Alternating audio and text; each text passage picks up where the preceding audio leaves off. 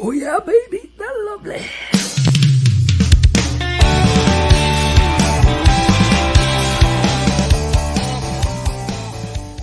We now wander off the beaten path with an update from the Reefer Reporter. Hello, it's May 30th, 2022. Rev Kelly and I are live here on the Pace Network's YouTube channel and on Facebook. Welcome to the Reefer Reporters as we highlight Canadian and international cannabis news. Good morning, Reverend Kelly. How are we doing today? Good morning, Al. It's a wonderful, bright and sunny Monday morning. Sure is. I'm sitting here looking out the windows and see nothing but sunshine going on and blue sky. Yeah, it was a really gorgeous weekend, and I think we're expecting a really nice week around in our area anyway, that's for sure. Yeah, our area. Yeah, I think the first couple of days are scorchers, though. 30 degrees on the Celsius end of things. I like that. The hotter, the better for me. Yeah. 40, 45, I'm good. Oh, wow, that is warm, then. Yeah. Desert heat. I love it. Desert heat, yeah. Well, yeah, it's nicer to be warm than it is to be 40 below. Yeah, that's for sure. Yeah, that's for sure. All right. Before we went live, we were shooting the shit and realized, we got to go live, and we were talking about some events that you were talking about that you're going to get involved with, something to do about cooking. You were watching the Canadating on the weekend. You watched a few episodes, a few minutes of it, you were saying. So we had that on the weekend. Yes, I caught some of that. How'd that go? On KGL TV. It was so funny. Do you know who our contestant was? It was Owen from BC. Yes, that's right. That's who our contestant was. He was our male contestant, and there was 3 ladies vying for him. And he's really funny. So it was a good time. It was a definitely legendary cannabis advocate we're talking about. Yes, exactly. And I noticed Timothy at the beginning of the show said something about some of the connections that have been made during the program are still together.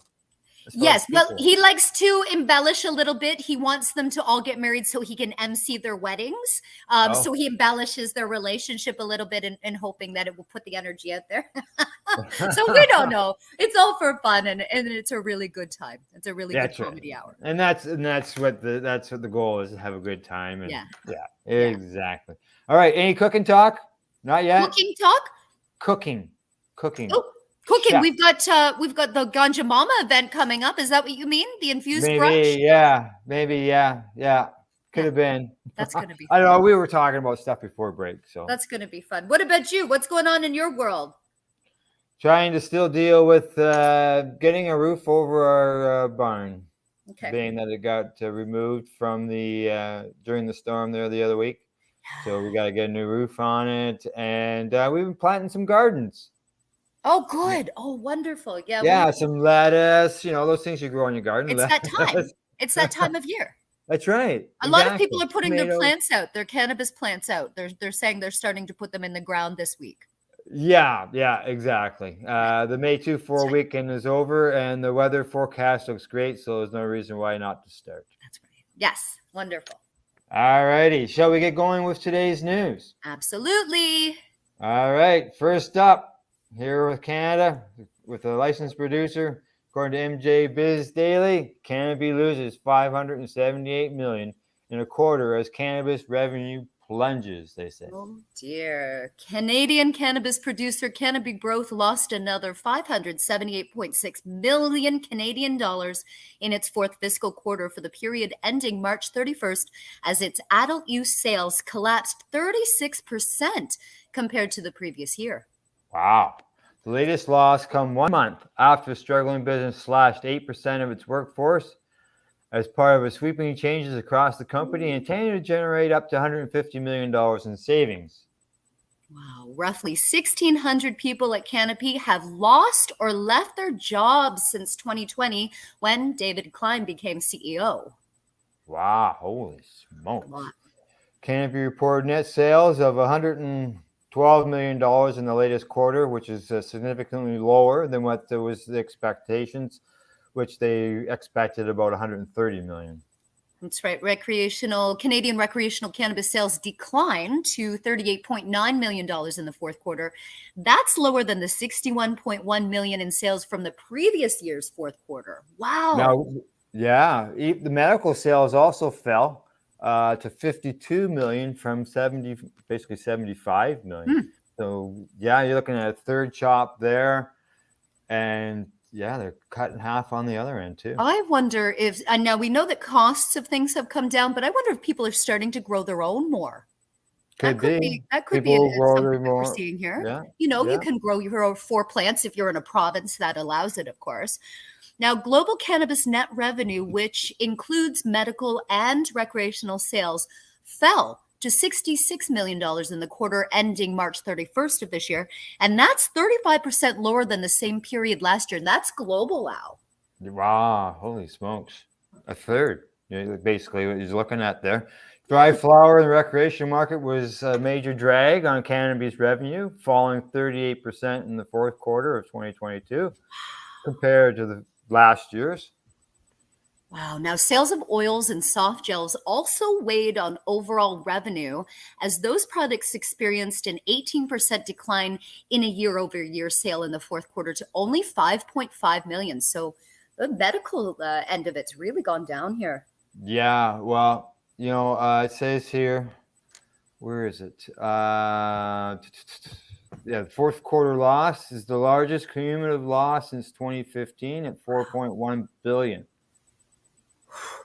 And it's Cumulative losses since 2015 at $4.1 billion. Aurora Cannabis has lost more money in that time frame. wow. Only Now, Aurora. Yeah. Canopy reported net sales of $520 million in fiscal 2022. That's down 5% from 2021's 54.6, or sorry, 546.6 million. Meanwhile, industry-wide recreational sales grew 36% in Canada at approximately $4 billion in a 12-month period that ended at the end of March. So one's going up and the other's going down. Mm-hmm. Interesting. Let's see what they say here. They're going to weigh in. Judy Hong said the company is focused on attaining profitability. She's the chief financial officer for Canopy. Yeah, achieving profitability, she says, is critical, and we have undertaken additional initiatives to streamline and drive efficiencies for our global cannabis business. Well, you've cut 1,600 employees. Holy smokes. Wow. Saying in fiscal 2023, we are focused on executing our path to profitability in Canada while we continue to invest in high potential opportunities, particularly in biosteel, and further developing our US THC ecosystem, which we believe remains significantly underappreciated by the market. Yeah, Is it underappreciated? Yeah, those biosteel beverages, their sales fell too. Yeah. But only by 1%. Oh. Yeah. Let's see what else. In a news release, Canopy attributed its recreational sales decline over the previous year to a continued insufficient supply of flower products with in-demand attributes and continued price compression, particularly in the value price dried flower category, they say. Yeah. Going down, right down. Now, Canopy's direct-to-consumer sales of recreational cannabis in its stores plunged 26% in the fourth quarter of 2022 versus the fourth quarter of last year, driven by increased retail competition across provinces. And that makes sense. And we're seeing numbers go down for a lot of these larger companies. But you know what? Whose companies are going up? The sales going up is those craft growers. Yeah. So I think, Al, like when we're looking at these big guys, they're being hit because we're preferring our craft flower. Craft flower, exactly. Yeah. Small grows instead of big factory grows. Absolutely.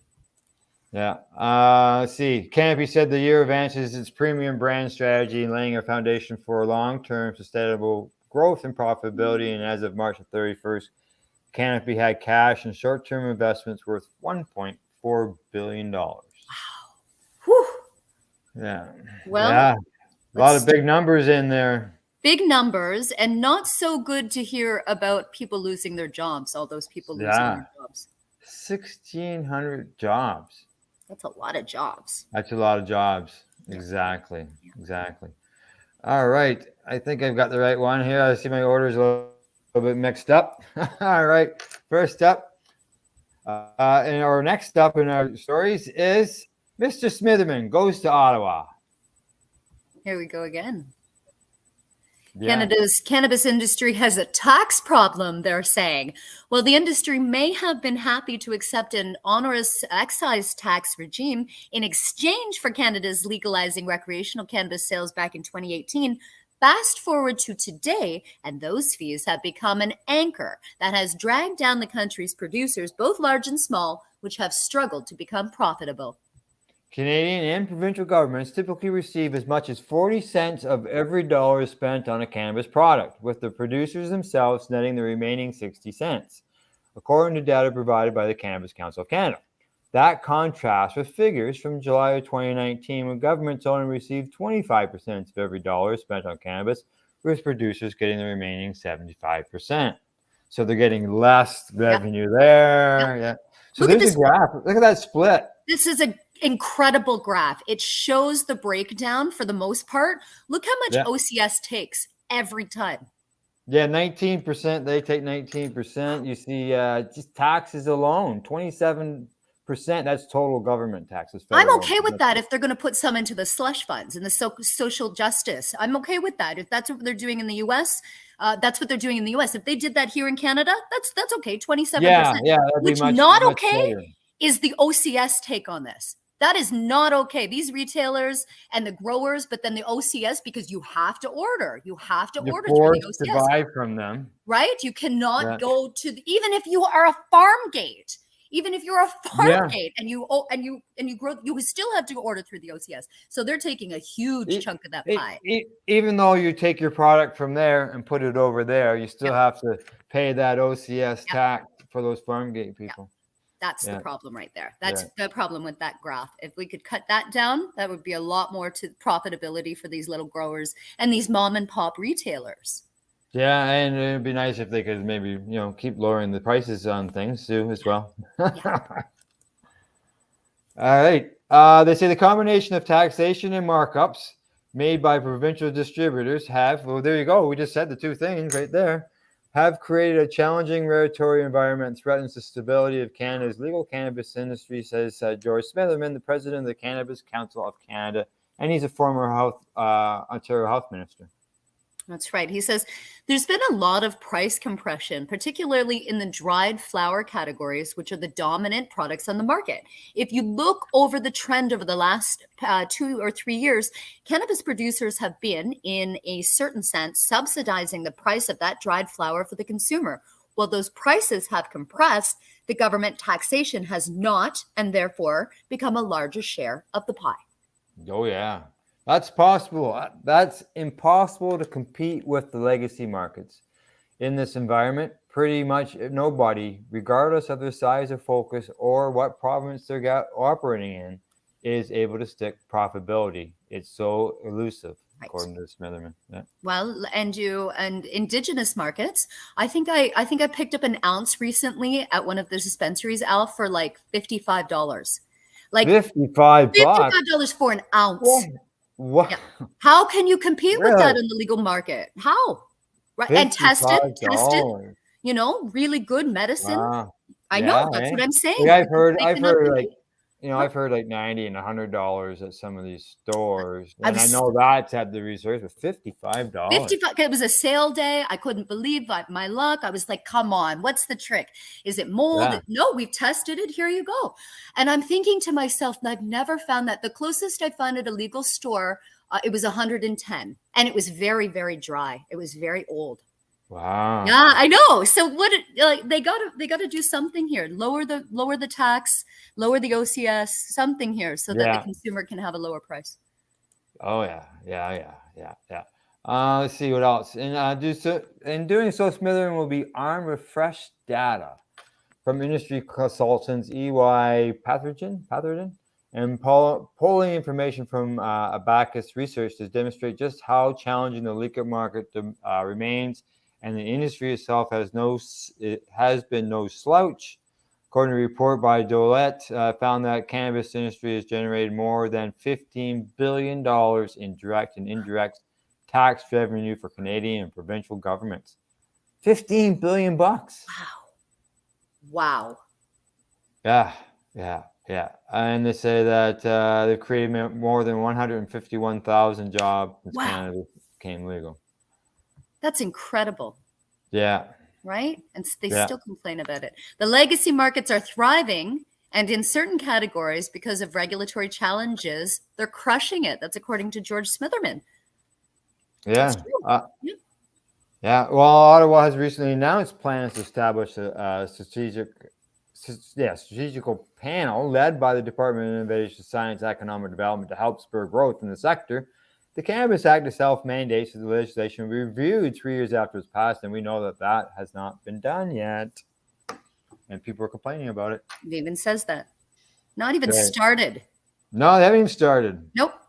Not Yeah. even started. Goes on talking about Smitherman notes that the risk in maintaining the status quo could wind up accelerating the steady stream of cannabis companies that have either closed their doors or declared bankruptcy. There's so many. Yeah. And we're looking at 1,900 shops in Ontario alone, in our province alone, cannabis stores, 1,900. Some of those are going to close. They're going to have to. Yeah. And, Glenn and I had a report on Thursday that a guy looked at numbers and compared things to places in the U.S. Yep. And he says that Ontario could handle up to 500 more stores.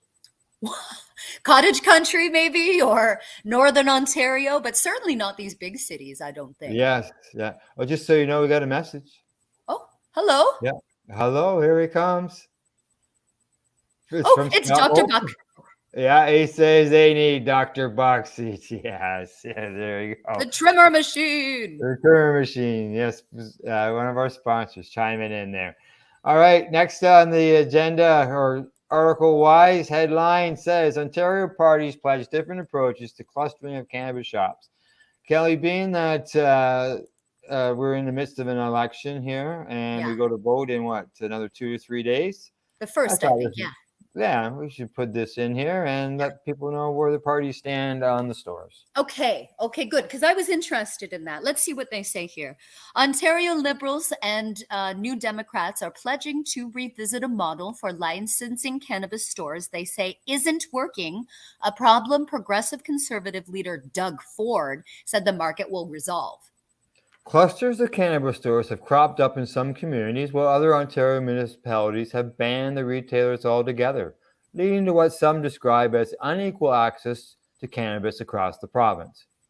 It's a significant challenge in many communities, Liberal leader Stephen DeLuca said during Saturday during a campaign stop in Toronto's West End. You literally drive around other parts of the GTA and elsewhere, and you see that.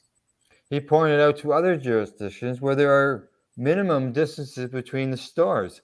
He says that we would pursue the same thing, noting he'd keep municipalities involved in the process. Right. He described clustering as a side effect of the Progressive Conservatives' government approach to distributing legalized cannabis. Yeah. The previous Liberal government voted out in 2018 they planned to open 40 government retail stores by the summer of that year, with a network of stores to expand to 150 by 2020. We had 10 times almost that by 2020. Now, the Tories changed the cannabis retail model because they said expanding the number of stores and moving to a private system would better address demand and curb black market sales. Since then, hundreds of stores have opened, some just around the corner from each other. Sort of like restaurants, right? Yeah. Yeah. Some side by side. Yeah, exactly. Yeah. But DeLuca said of the Ford system, it's not good enough. Just having it be a random, arbitrary process, he says that's not good enough. But Ford said clustering is a temporary problem that market forces will solve without a government intervention. He says it doesn't matter if it's cannabis or any other type of store. The market will take care of it. There's no way you can cluster any type of business beside each other. It's like putting 6 convenience stores together. There's going to be 2 that might survive. And you know what? I can't argue with him. It's true, but why isn't he more concerned? Why is he just like, we'll just see how it goes? Is it because we are not talking about his buck of beer? Like, this guy is just, he doesn't seem to be supporting any of this. He's just, they'll figure it out. Let's just have buck of beer change. See what happens. Makes me so mad. As for the municipalities without cannabis stores, Ford says it's their prerogative. Here we go again. See, he's just like, whatever, they'll just fend for themselves. I leave it up to the municipalities. No one knows their community better than the municipalities. He says, this is like saying it's okay to opt out of cannabis, like in your community. Well, And that's still what they opted out? did. Yeah, that's what he did. He allowed the communities to opt out. Yeah. And I am seeing that in other like in the States and all that. Yeah. Where the towns are doing It the same affects thing. them. But It affects the area. it does affect the area, and especially when, as the National Cannabis Survey says, that 53% of the people who enter the stores do for medicinal purposes. Exactly. You know, so. But hey, I'm in a new town. I'm in Havelock. I've got 2 stores. Good. All right. Let's see. NDP leader Andrea Horwath agreed the municipalities have to be involved in the cannabis-related decisions, but said she'd reopen discussion around clustering. She says that the most I hear about this particular issue is concerning from communities and municipalities about the overtaking of business districts by this one type of retailer. She says, I'm not afraid to have a look at all of it. I think it needs to be done. The NDP said that they would give municipalities a greater say in the licensing process, for instance, by allowing them to limit the number of cannabis stores in a single block. And that's what I know some of them are trying to do, like Trent Hills is trying to do that, and others. Merritt Stiles, an NDP legislator currently seeking re-election in the riding of Davenport, introduced a private member's bill to that effect last year, which said she would bring the cannabis licensing process in line with the liquor licensing. Now, Michael Armstrong, a Brock University business professor who studies cannabis market data, said limiting the number of cannabis retailers that can open in a certain area might have prevented clustering 3 years ago when the stores started to open. But he says, if you put in a limit now, well, the places that have clusters, it's too late to change that. And the places that don't have clusters aren't likely to get them. Right. Armstrong partially blamed progressive conservative policy for the clustering issue, noting that the Ford government required those seeking a license to sell cannabis to have a store location when applying. And applicants got a location to put their application.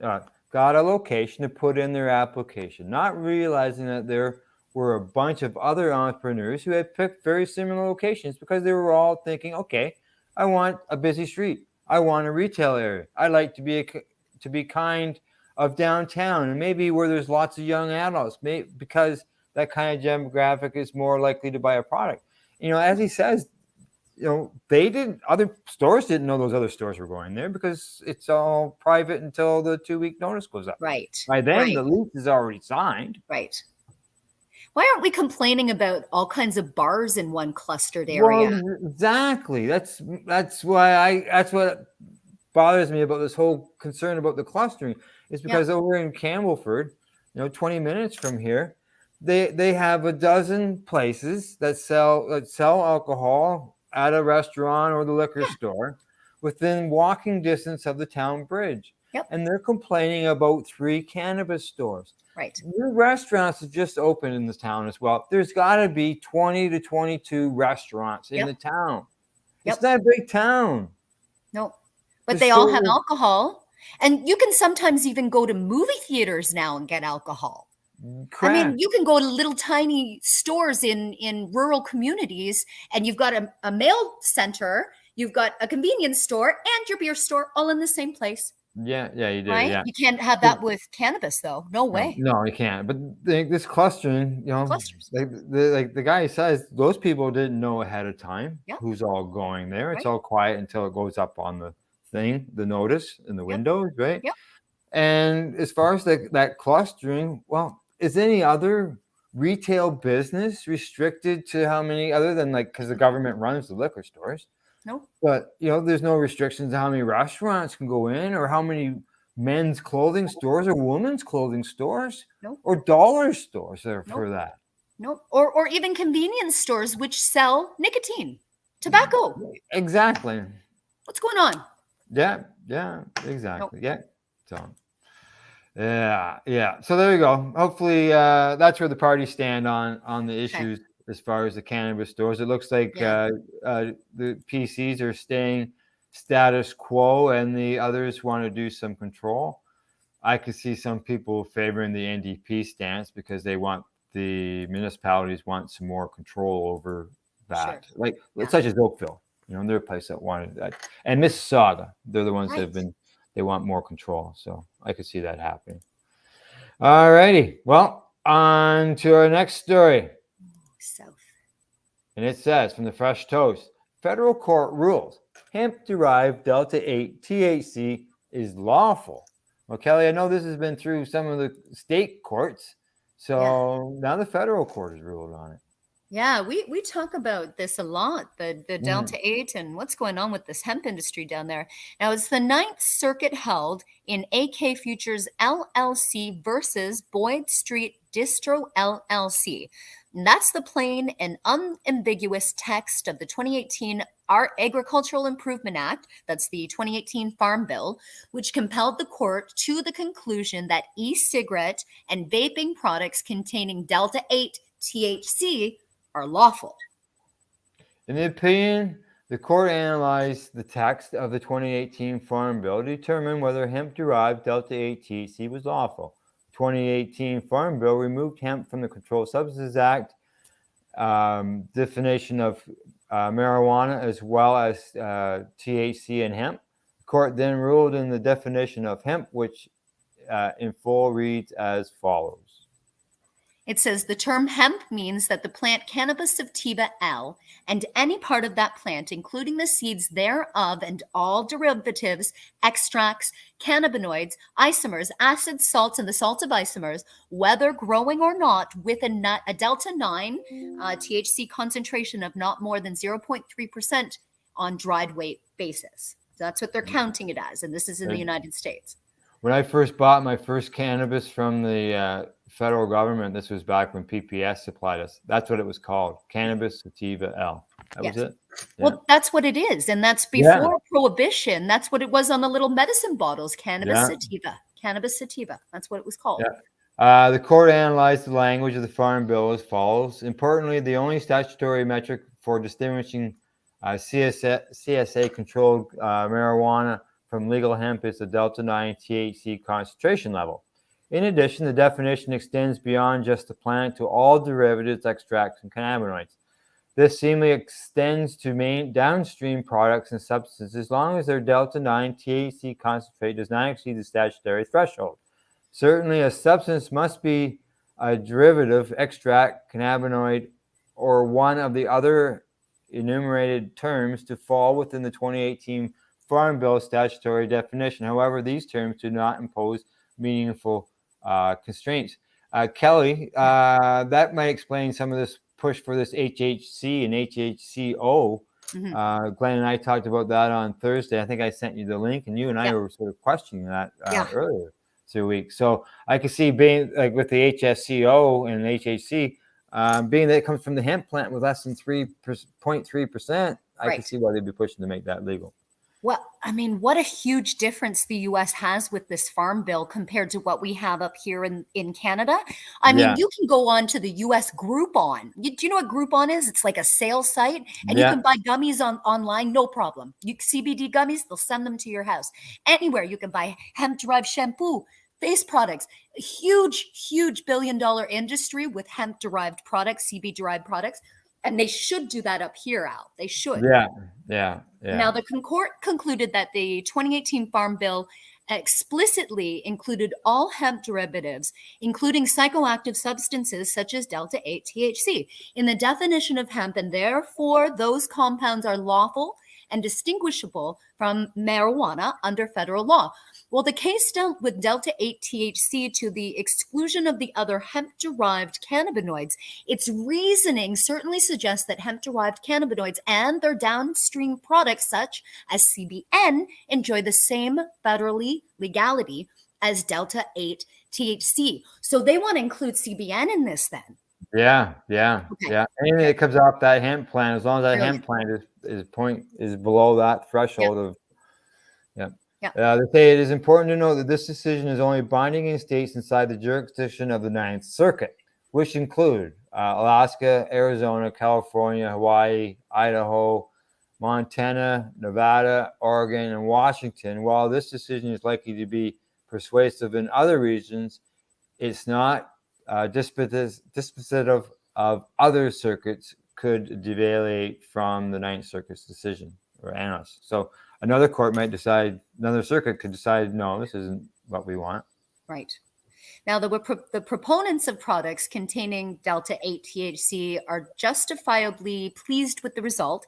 The facts of the case are important to consider when planning operations after the AK Futures versus Bond Street distro. And here's how the court framed the dispute. AK Futures LLC, a manufacturer of popular e-cigarette and vaping products, brought suit for trademark and copyright infringements against Boyd Street Distro LLC, a downtown Los Angeles storefront and smoke products wholesaler. According to AK Futures, Boyd Street has been selling counterfeit versions of its Cake branded e-cigarettes and vaping products containing Delta-8 THC. Boyd Street contends the AK Futures does not have protectable trademark for its Cape products because Delta-8 THC remains illegal under federal law. Wow. Whew. Yeah. Wow. Well, it's quite a long article and it goes on to explain it a lot more, but I think we should keep watching this because if they're going to make changes, it certainly would affect us up here. Yeah, and it looks like it's the only difference is the THC level. Like, Yep. Yeah, they're scared of the boogie man or something. I don't know. It just doesn't make sense to me. I know. You almost got it legal. Come on. Yeah. So but it would be nice if they would make that if they would change the laws up here to allow that for like open market with anything that's under that 0.3% up here. Oh my gosh. Could you imagine? Yeah, I know. At one time the US was even looking at bringing that up to 1%. Wow. Allowing it to like almost triple in the amount. Yeah. And I don't like know even think about our Ollie dog friends that make the Ollie dog pet products. That's for the animals. And they have it's all CBD and under 3% or 0.3%. Could you imagine if they could just openly have that available to the pets right now? Oh, wow. Yeah. In the States you could. In the States they would be fine. Yeah. Not here. Not here. All right, last story before we go for break. Headline from Marijuana Moment says, marijuana companies teaming up to sue the federal government with all-star legal firm. Multi-state operator CEO says. Ooh, several leading cannabis businesses and stakeholders are banding together to sue the federal government over what they believe to be unconstitutional policies impeding their operations. And that's according to the CEO of one of the companies. And he says they've retained a prominent law firm led by an attorney who has been involved in numerous high-profile federal cases. There have been various attempts to upend federal prohibitions through the court system, but what makes this emerging effort especially notable is that the coalition of multi-state operators in the cannabis industry will apparently be represented by the firm Boies Schiller Flexner. Right. So David Boies, the chairman of the firm, has a long list of prior clients that include the Justice Department, former Vice President Al Gore, and the plaintiffs in the case that led to the invalidation of California's ban on same-sex marriage, among others. The prominent firm's willingness to take on the case from cannabis industry would be a firm indicator that they see merit to the issue at hand. Good to know. Abner Kurtner, founder and CEO of SN Wellness Holdings, told the Marijuana Moment in a phone interview on Friday that this is an industry-wide effort with at least 6 major cannabis operators favorably disposed to joining the suits, one of which would focus on stopping the federal government from impeding interstate cannabis commerce and another challenging tax provisions known as 280E that blocks the industry from taking tax deductions that are available to any other company. So among the prospective supporters are Curaleaf and TerraSend, which are working with me very closely, Curtin said. The American Trade Association of Cannabis and Hemp is also apparently involved in these conversations. Cureleaf and Transcend did not immediately respond to requests for comment from Marijuana Moment. Mike Bernstein, president of ATAC, and told Marijuana Moment that the organization firmly believes that the Controlled Substances Act and 280E provision of the IRC are being misapplied to legal businesses and merits constitutional protections. That's the Internal Revenue Code, the RRC. Now, ATAC continues to evaluate and explore potential legal options, he says, without directly commenting on the organization's potential involvement in the current litigation effort described by Curtin. Yep, the plan is to file the 2 lawsuits in federal district court in the next couple of months. There are still legal documents that need to be signed to formally involve the other companies, but he said it's effectively a formality at this point. Okay. So one lawsuit that will take aim at the federal ban on intrastate cannabis commerce and contest the constitutionality of the Controlled Substance Act under a unique interpretation of the Commerce Clause of the Constitution. In part, the plaintiffs will make the case that prior court rulings on the federal government's authority over intrastate commerce, particularly concerning fungibility, should not apply to cannabis companies in highly regulated state legal markets. The federal government's position on its influence over interstate commerce has been largely based in market fungibility, or the fact that just because a given item is grown in one state, it can still affect pricing in other states, and therefore the feds still have jurisdiction over interstate industries under the Commerce Clause. Oh, that was effectively what the Supreme Court determined in 2005 in a case which California medical cannabis patients argued that the 10th Amendment protected their right to access cannabis that was authorized to be grown and used within the state. The court at the time ruled against the patients, saying that even though the cannabis plants in question stayed within California, it could have had an impact on the national illicit market for cannabis. But that's no longer the case for state legal cannabis, Curtin says, especially as markets have matured in an isolated and highly regulated way within state borders that undermines the notion that cannabis grown in one state could impact pricing elsewhere. Okay, well, they will also be bringing up the federal inconsistency on cannabis enforcement, which was criticized by the conservative U.S. Supreme Court Justice Clarence Thomas last year as a clear example of why the court should provide the cannabis industry with the relief that they're seeking. Thomas, for what it's worth, ruled on the side of cannabis patients in the early 2005 case. Yeah, and the challenge to cannabis status under the CSA is successful. Curtin said it would ultimately give cannabis businesses access to both the banking system and the major stock exchanges. Wow, Yeah. if they can change that. That's one thing they really need to work on is the banking system down there. Oh, big time. Because it affects us up here. Yes. Yeah. Exactly. I know so many companies that have had their PayPal accounts taken away. They're Canadian cannabis companies, and they had PayPal taken from them. Yeah, that's ridiculous. Exactly. Not good. Not good. Well, what do you say? Break time? Break time. Break time. Off to medication time, which means we're going to hear from our sponsors. Then we'll be right back after the break. You're watching or maybe listening to the Reefer Reporters. We are live here on YouTube and Facebook. You're listening to the Pace Radio Network here at paceradio.net. Growing your own cannabis is easier than you think. Whether you're growing for recreational or medical purposes, BMA Hydroponics has everything you need to succeed. From the standard 4-plant recreational systems to the latest cutting-edge hydroponic equipment, BMA can customize your package and do it at discount prices. Visit BMA Hydroponics at 404 Maitland Drive in Belleville and ask us for a free estimate. Or call 613-967-9888 and we will give you an estimate over the phone. The only way to go.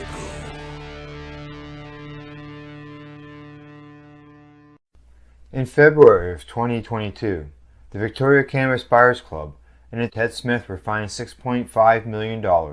This for helping 8,500 patients with access to medical cannabis.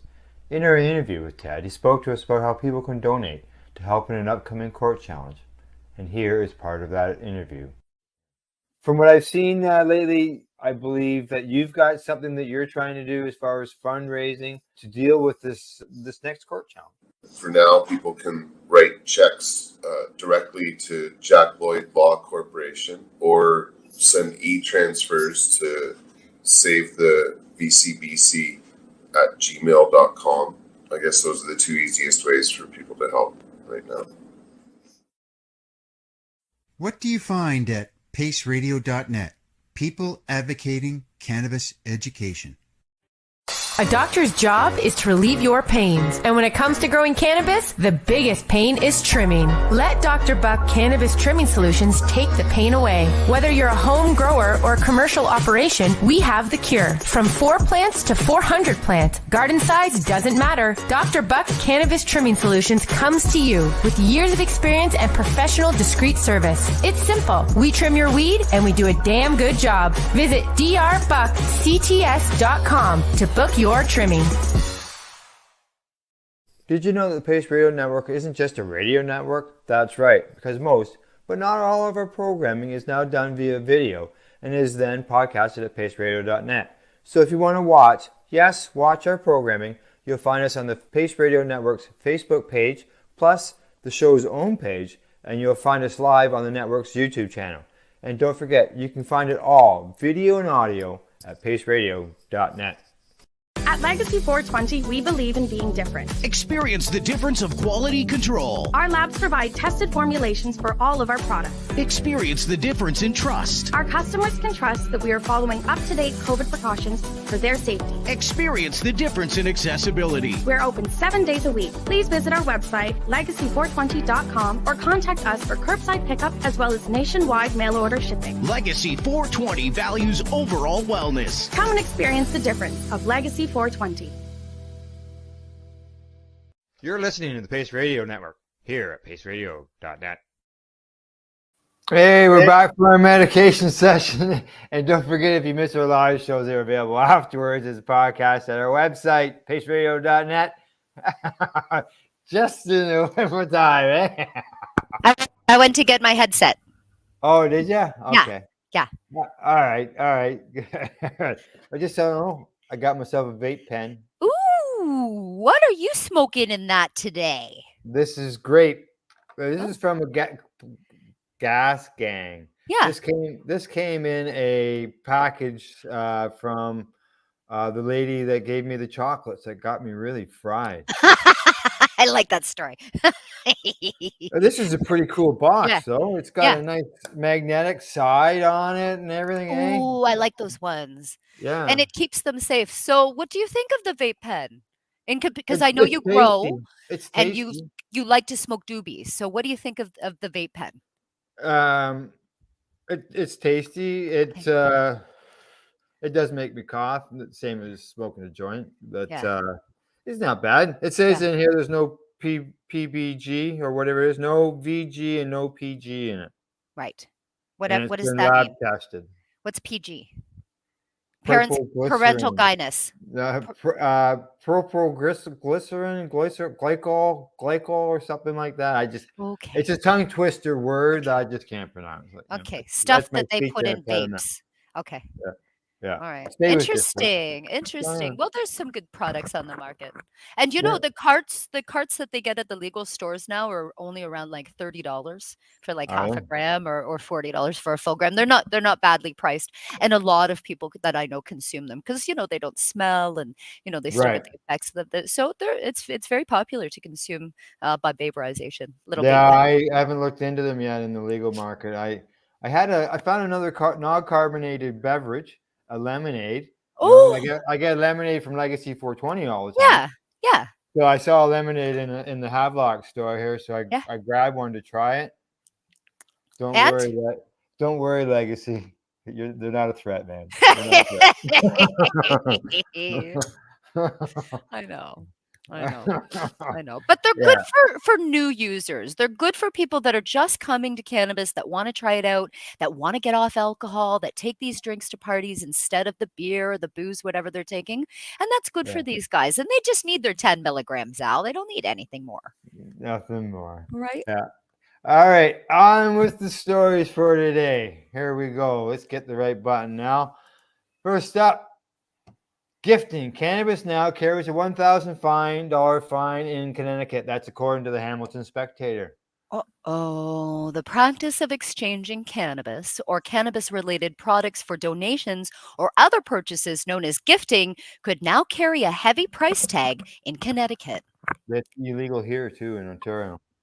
Under legislation signed last week by Democratic Governor Ned Lamont, towns can fine residents up to $1,000 for gifting a cannabis plant or related products.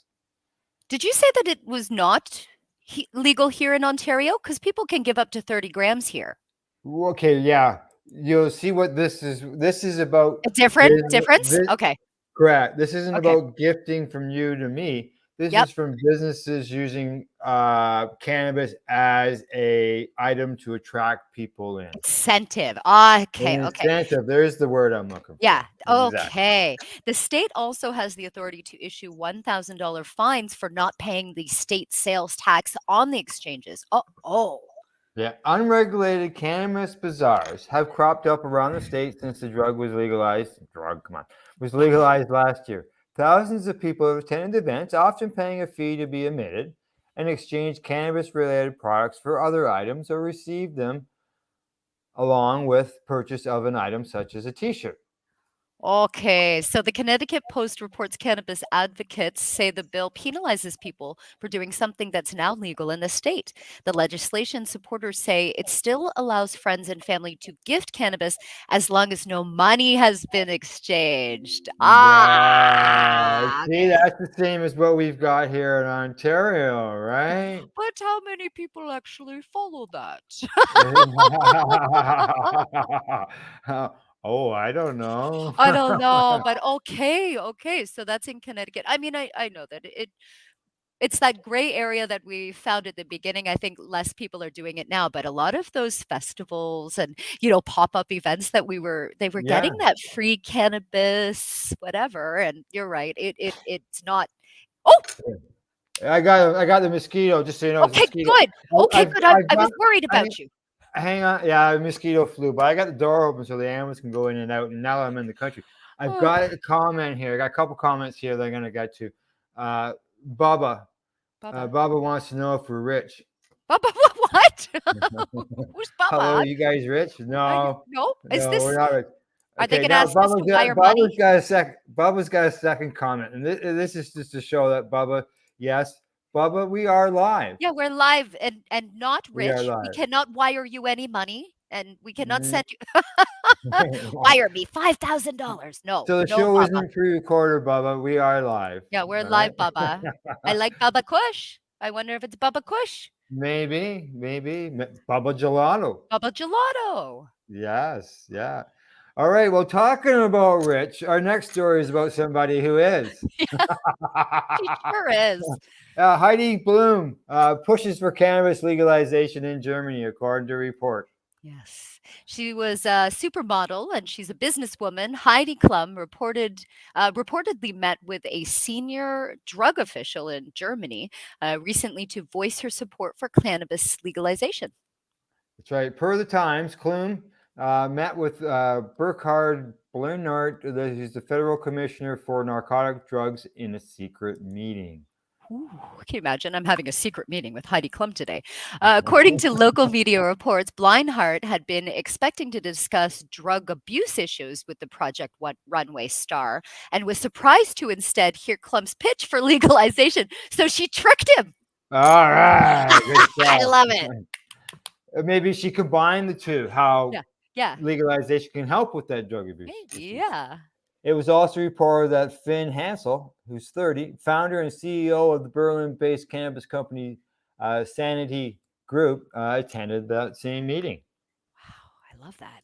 Germany legalized medical cannabis in 2017, and some of Canada's largest licensed producers have supply agreements in place with the country, including Canopy Growth, Athria, Fora, and Kronos Group. And in 2020, the country set a record for importing nearly 10,000 kilograms of medical cannabis. Right. Where the country's source is cannabis, though, is beginning to change. Domestic production is ramping up, and Germany has signed import deals with companies operating out of countries with lower production costs, according to the report by Prohibition Partners, a global cannabis market intelligence firm.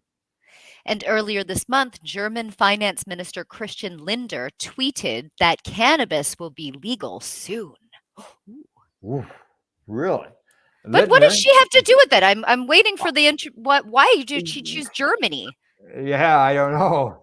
Lindner was reportedly referring to a policy formulated by the Social Democrats, Greens, and Free Democrats in their coalition agreement last November, which vowed to legalize the use of medical cannabis, according to the report. And I remember that. We Yeah. covered that. Yeah. Yeah.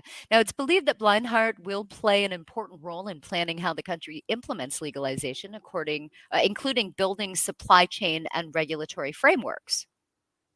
For her part, Klum has remained quiet about the company's plans for legalization on social media, though it has been reported that she's an investor in the sector. Klum also recently made a music video with renowned cannabis aficionado.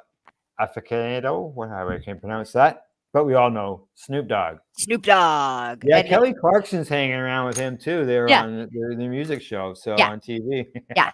They like to consume their cannabis. Titled "Chai Tea with Heidi," the song was created after Klum was asked to sing the theme song for Germany's Next Top Model. This is very interesting. Klum told Jimmy Fallon that she wanted to add a second voice to the song and recruited Snoop Dogg to join her, who was enthusiastic about the opportunity. With Snoop Dogg, of course, is no stranger to cannabis and has invested in cannabis companies around the world, including in Germany. Yeah, well, earlier this year, he invested $15 million in a Frankfurt-based cannabis distribution platform. Okay, so I wonder if maybe she's an investor in that as well somehow, and that's why she's like, "Come Maybe. on, Germany." So it's all really financial. But I know that there's been reports in the past suggesting that she consumes cannabis. She's Okay. come out and said it. So she's an advocate for it, which is nice. Yeah, I don't know her, excuse me, other than seeing her on AGT. What did you So call it? Oh, that's the talent show you were AGT, which is America's Got Talent. talent. Okay, so she's Yeah, on that well, one. But they were saying she's on a runway show, or she's yeah, on a runway model show or something. So yeah, Runway Project or something. The show is called. I've never seen it or anything like that, and I just know she's a supermodel style Yeah. person. And But it's always nice when famous people can use their voice to help with cannabis advocacy. Always nice, no matter and who it is or what they're doing, is and quite just often it's something speaking about that it. it's quite often it's something that people say, hey, you use cannabis, you've got a great big platform, why don't you use Yes. it in order to be able to make change? Yes. Yeah, I love yeah, that. exactly. So good for her. All right, on to our next story. Headline from StratCan says, away kitty. After 4 years of legal cannabis, Uruguay serving about half of the entire cannabis market. Their legal market is serving about 39 to 56% of cannabis consumers in their country. The data from the recent report from the Instituto de Regulación Control de Cannabis, which is the IRCC, is based on a survey of consumers from August and September of 2021 and covers the market up until December of 2021. Now, survey results show that there are about 250,000 cannabis consumers over the age of 18 in the country of about 3.5 million, or about 7% of the total population. This is a 10% of the approximately 2.6 million Uruguayans who are of the legal age of access. Uruguay legalized cannabis in 2013, but did not open retail stores until July of 17. That's 4 years. Consumers can sign up for one of three access points: purchasing cannabis through a few dozen authorized pharmacies, growing their own, or growing as part of a cooperative where members share the duties of growing. I like that way. Although only a handful of pharmacies were initially participating in the program, the number has climbed in the last few years, leading to an overall increase in sales. Yeah. Cannabis sold in pharmacies comes in 5-gram packages, because this is what their options are, okay? Yeah. Sold in 5-gram packages with a 40-gram a month limit. right? Okay, that's some people's daily limit around Yeah, here. yeah. As of February 1st, the price of a 5-gram package of dried cannabis flowers at a pharmacy was set at 390 Uruguay pesos, or about $12 Canadian. So 5 grams, $12. Okay. Consumers can choose from 4 different cannabis varieties sold in 5-gram bags called Alpha 1, 2, Beta 1, 2, with around 2% CBD and 9% THC, depending on the variety. That's it. Can you imagine if you're from Uruguay and the most you've ever had is 9% THC, and then you come to visit Canada and Yeah. you go to a dispensary here and you're like, I think I'm going to try some Canadian weed. I've only ever had Alpha 1. Yeah, Imagine really. Like, how happy they would be here. they, only allowed the 40 grams a month, Yep. capped at 9% Yep. of the THC limit. Yep. Now, I don't know if it was you and I last week, or it was Glenn and I. We reported on the fact that Uruguay was over here in Canada Yeah. taking a look at our program. Yeah, So in Quebec. maybe down the road there is looking for some change in Uruguay that can hope help so. them with their limited limits. I hope so. I hope so. Yeah, same here.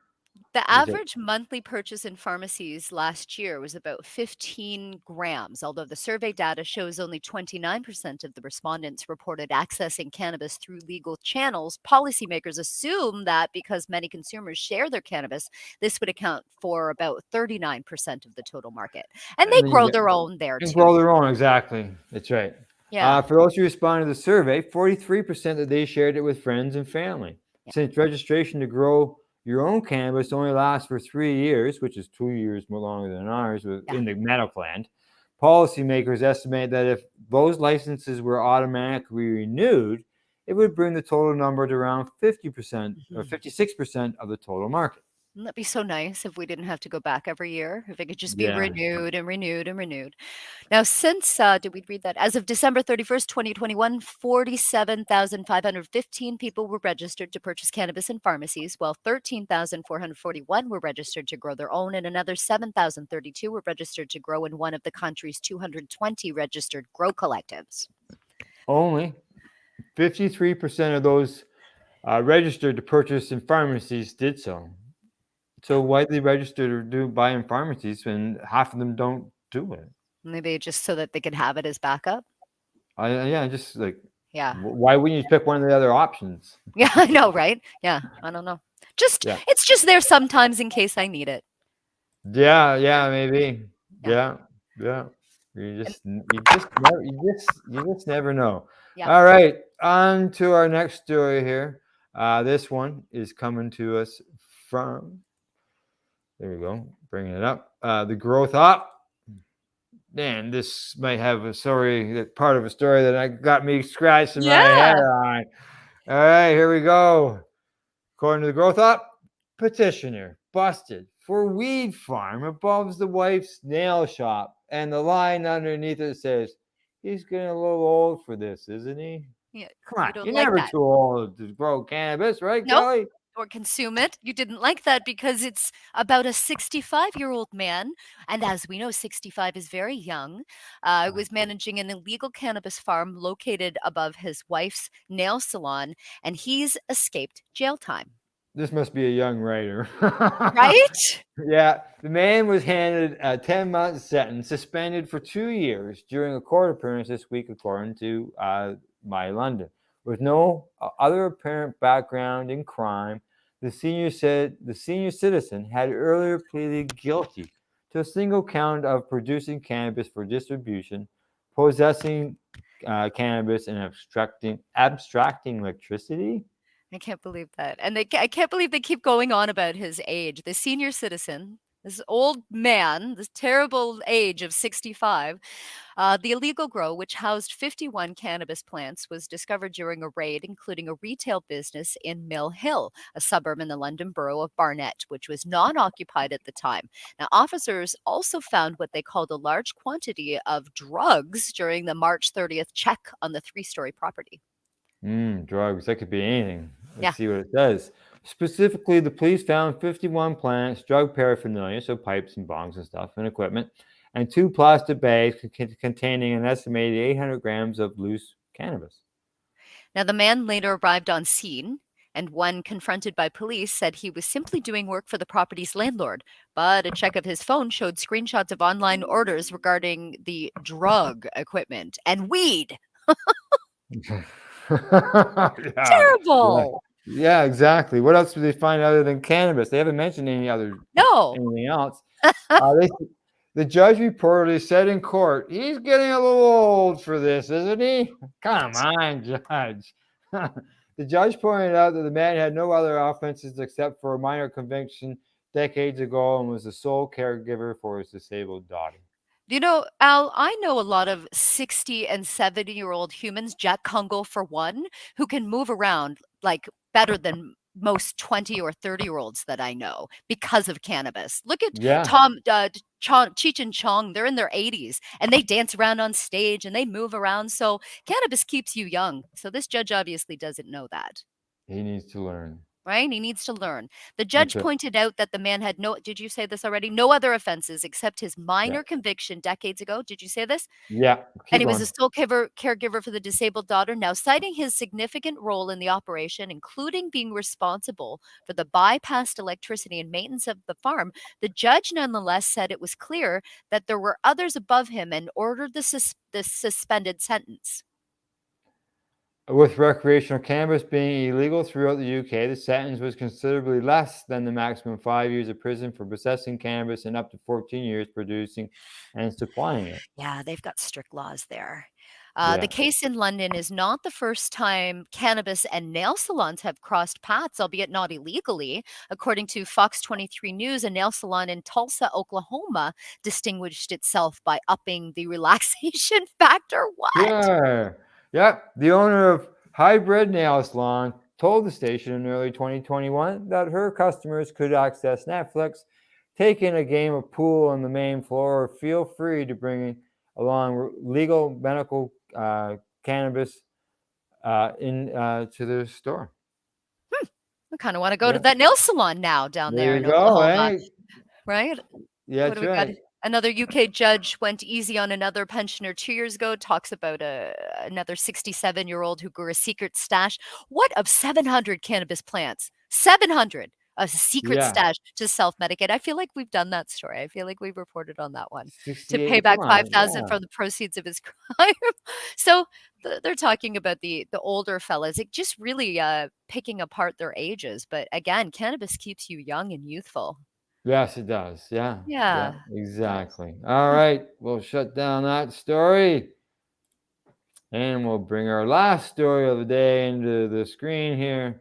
And this one comes from Mugglehead Magazine.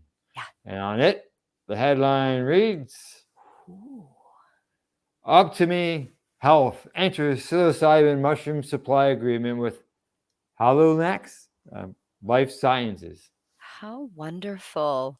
Vancouver-based Optimi Health Corporation is set to supply magic mushrooms to the Canadian subsidiary of an Australian pharmaceutical.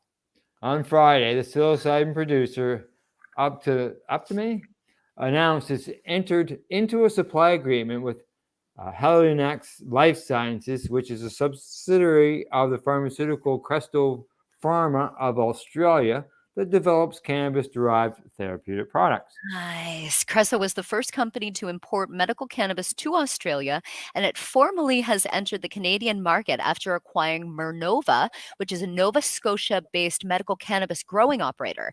Its life sciences subsidiary, Halucenex, is based in Windsor and focuses on researching, developing, and licensing psychedelic compounds.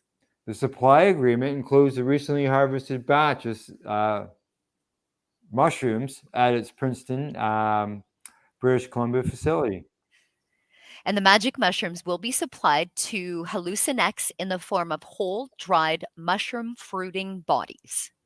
Now, CEO Bill Siprick said this first supply agreement comes after the first complete cultivation cycle, and it is a powerful affirmation of our decision to pursue the development of natural GMP psilocybin. Wow, the future is GMP right be good unfolding. manufacturing practices. My Right? goodness.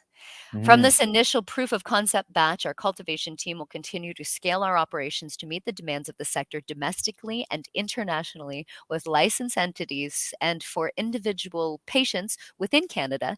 And that's according to the terms of the Special Access Program. Yeah, Wow.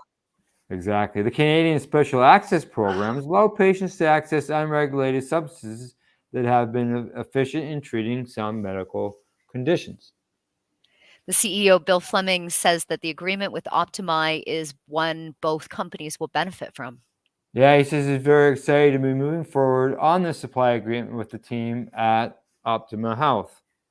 And he concludes by saying, among our top priorities in the development of psychedelic-assisted psychotherapeutic model for conditions such as anxiety and post-traumatic stress disorder has been to secure a safe, consistent supply of GMP psilocybin.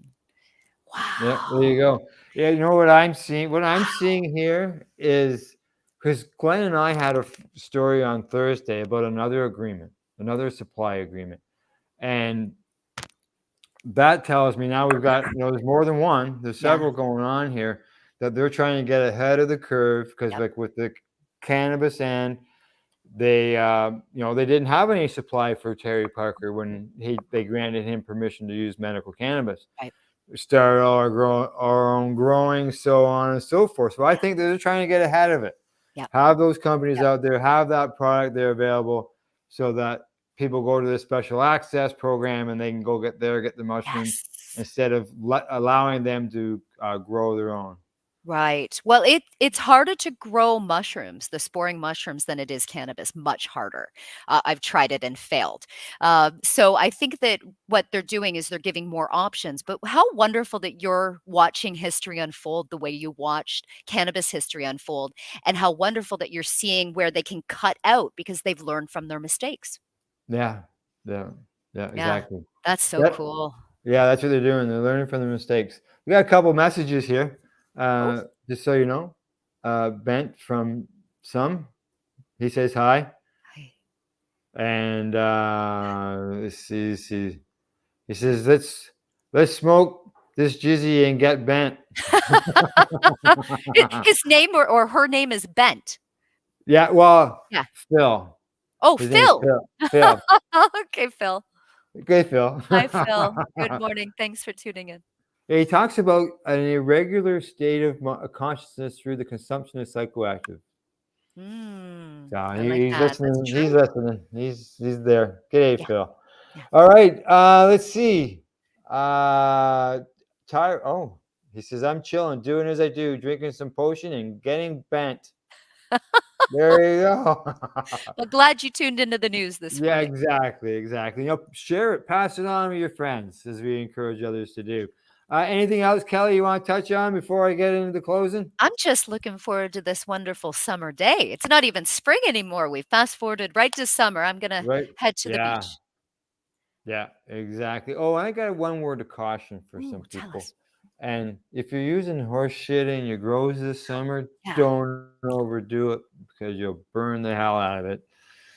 Let's just say you only learn from experience, okay? See, you're teaching today. Yeah, that's right. Yeah. Easy on it. All right, that's our Reefer report for May the 30th, 2022, and from the Legacy420.com news desk. In our closing, we say thank you to our friends and sponsors at bmayhydroponics.com, Dr. Buck Cannabis Trimming Solutions at drbuckcts.com, the Camelford Lifestyle Shop in downtown Camelford, as well as legacy420.com. And thanks for listening, everybody, and watching. Other than that, please don't forget to educate, medicate, and do not incarcerate. Bye, all. Oh yeah, baby. That's lovely. You're listening to the Pace Radio Network here at paceradio.net. The views expressed by the individuals during this broadcast are their own opinions, and they may not be the same as those of their group or other organizations they may be involved with. BMA Hydroponics has everything you need to succeed. Visit our hydroponics superstore at 404 Maitland Drive in Belleville and we'll show you how to grow your own quality cannabis for pennies per gram. We're open Mondays, Tuesdays, Wednesdays, and Saturdays from 10 a.m. to 5 p.m. and Thursdays and Fridays from 10 a.m. to 7 p.m. Call 613-967-9888. BMA Hydroponics. It's worth the drive. The only way to go. At Legacy 420, we believe in being different. Experience the difference of quality control. Our labs provide tested formulations for all of our products. Experience the difference in trust. Our customers can trust that we are following up-to-date COVID precautions for their safety. Experience the difference in accessibility. We're open 7 days a week. Please visit our website, legacy420.com, or contact us for curbside pickup as well as nationwide mail order shipping. Legacy 420 values overall wellness. Come and experience the difference of Legacy 420. Did you know that the Pace Radio Network isn't just a radio network? That's right, because most, but not all of our programming is now done via video and is then podcasted at paceradio.net. So if you want to watch our programming, you'll find us on the Pace Radio Network's Facebook page, plus the show's own page, and you'll find us live on the network's YouTube channel. And don't forget, you can find it all, video and audio, at paceradio.net. A doctor's job is to relieve your pains. And when it comes to growing cannabis, the biggest pain is trimming. Let Dr. Buck Cannabis Trimming Solutions take the pain away. Whether you're a home grower or a commercial operation, we have the cure. From 4 plants to 400 plants, garden size doesn't matter. Dr. Buck Cannabis Trimming Solutions comes to you with years of experience and professional discreet service. It's simple. We trim your weed and we do a damn good job. Visit drbuckcts.com to book your trimming. Enjoy the buzz of legalization with Campbellford Lifestyle Shop. From lights to plant nutrients, books, consumption accessories, and more, we've got all your basics to grow or consume cannabis. Visit our info center or take a look at our piercing services and body jewelry, now available in-store through Campbellford Lifestyle Shop, 17 Bridge Street West, Campbellford. You're listening to the Pace Radio Network here at paceradio.net.